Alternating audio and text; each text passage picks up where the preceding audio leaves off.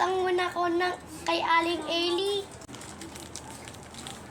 Aling Eli, baka pwede ako makiutang. Wala pa sahod ko eh. Ah, ganun ba? Ano bang utangin?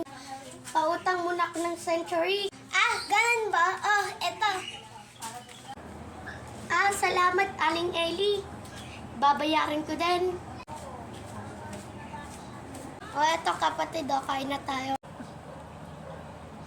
Wow, ang sarap naman po ng ulam, kuya. Oo, sarap nga.